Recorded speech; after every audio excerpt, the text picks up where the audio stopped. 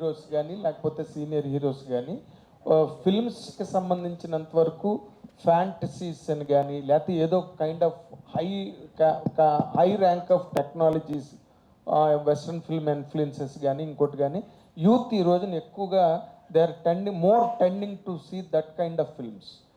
ఈ సినిమా థియేటర్లో యూత్ని కానీ లేకపోతే ఫ్యామిలీస్ని కానీ లాక్ చేయాలంటే what is your USP in this అండి? రావు రమేష్ గారు ఒక్కరేనా? నాట్లేదు. రావు రమేష్ గారు కూడా ఒక్కరే కాదు ఒకరు. వాట్ ఎల్స్ అంటే ఇప్పుడు మీరు అన్నది 100% కరెక్ట్. మై మోటో ఎప్పుడు ఎలా ఉంటుందంటే, నేను ఎప్పుడు దేని మీద సినిమాలు తీస్తూ ఉంటానంటే, నా సినిమా చూడడానికి వచ్చిన వాళ్ళందరూ కూడా ఎన్ని టెన్షన్స్ ఉన్నా 2 hours కాస్త రిలాక్స్ అయ్యి ప్రశాంతంగా ఇంటికి వెళ్ళి ఫోన్ చేసి పడుకోవాలి. అదే ఉంటుంది నాకు. దానిలో అందరినీ కవర్ చేస్తా, యూత్ కవర్ చేస్తా, ఫ్యామిలీ ఆడియన్స్ని కవర్ చేస్తా, మాస్ ఆడియన్స్ని కవర్ చేస్తా, అందరినీ కవర్ చేస్తా.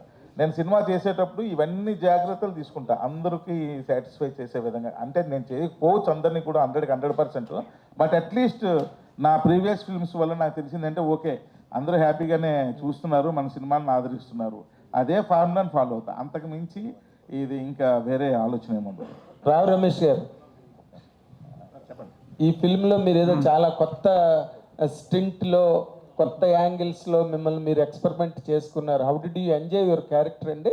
నార్మల్గా డైలాగులతోనే మీరు బోల్డ్ డ్యాన్స్ చేయింపిస్తారు, బట్ ఇప్పుడు బాడీ చేత కూడా చేయించారు dance. What is the really that attraction that held you? Mazaka అన్నది ప్రతి సీను మజాగా ఎంజాయ్ చేశాను సార్.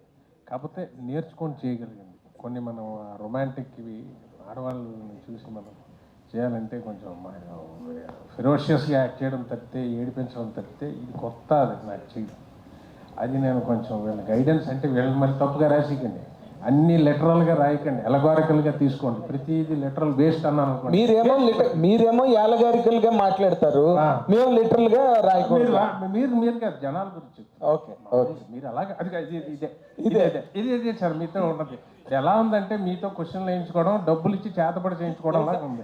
ఇక ఎంతకన్నా ఇంక లేదు. సినిమా తీసింది ఓ పాపం అట్లాగే అయిపోతుంది. పాపం ఏదో ఉండండి. అయితే చాలా ఎంజాయ్ చేశాను. చేస్తుంటే చాలా హ్యాపీ ఫీల్. ఇలా కొత్త వెర్షన్, ఒక కొత్త ఇది మనల్ని ఆవిష్కరించడానికి ప్రసన్న గారికి, డైరెక్టర్ గారికి, రాజేష్ గారికి, మన అనిల్ శంకర్ గారికి ముఖ్యంగా థ్యాంక్స్. ఎందుకంటే ఆ వెర్షన్ చేయడం కూడా చాలా ఆనందం పడి చేశాను. నేను చాలా ఎంజాయ్ చేసి మనసు పెట్టి ఫ్లష్ అండ్ బ్లడ్ పెట్టి రాత్రి పగలు తెలియకుండా అలా తన్మయత్వం తంది చేశాను సార్. ఏం ఛాలెంజ్ ఏంటి మీకు ఈ క్యారెక్టర్లో? మళ్ళీ ఇదే చెప్తా, ఆ రొమాంటిక్ యాంగిల్ అని చూసారు. ఒక అమ్మాయిని ఎలా సైట్ కొడతాం, లైఫ్లో చేయలేదు కదా.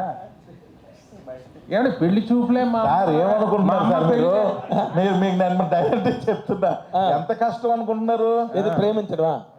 చెప్పండి. ఒక అమ్మాయికి ధైర్యంగా వెళ్ళి, ధైర్యం కావాలి సార్. అమ్మాయికి అమ్మో చాలా ఇలా వణుకుపోతాయి కాళ్ళు.